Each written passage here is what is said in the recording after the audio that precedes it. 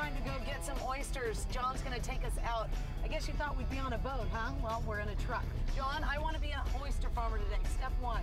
Step one, find yourself an old Toyota. We're gonna drive right out into Cape Cod Bay. We're actually gonna drive in here now. We're driving through the salt water.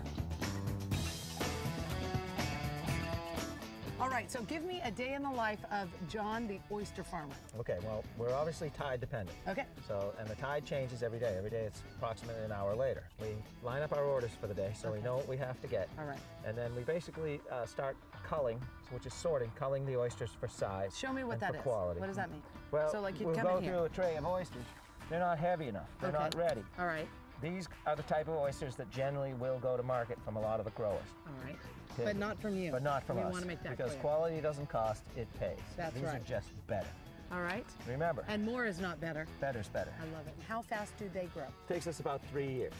What? In this particular environment, it takes about 3 years. Because in the wintertime, there's nothing for them to eat, so they're dormant, they're not growing. You mentioned babies. Can we take a look at them? Absolutely. Okay, let's go see the babies. Let's do it. Tell me about the environmental hazards, i.e. Mother Nature. We've got hurricanes, we've got nor'easters, we've got northwest blow out of Canada, we've got temperature changes, we've got red tide, we've just got all kinds of things that can get thrown at us. But in spite of that, we keep coming back for more because we really enjoy what we're doing. What I have in here are some babies. All right. Granted, these are ready to be thinned, but these are our babies that we bought from an approved hatchery. We're going to go through these cages right here. There's 225,000 oysters in these 8 little cages. And oysters are just like people. They grow at different rates, and it depends on where they were in the cage. Yeah. So they'll all come out the same size, but they don't get to market at the same time. Some can get there in a lot less time than others, and it all depends. Some mature faster than others. That's exactly right.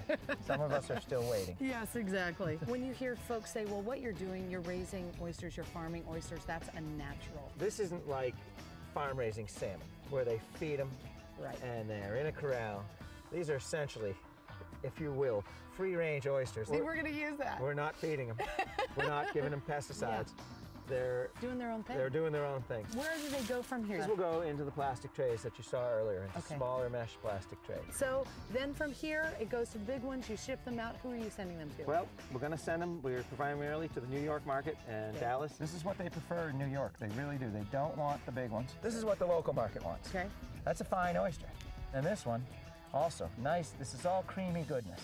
So it's all a fielder's choice. What do you like better? John, thank you for taking me out here. It's my pleasure. I love it. You're doing It's a great great thing. Have an oyster. Here's to California. So here's to you. And the Red Sox. And the Yanks.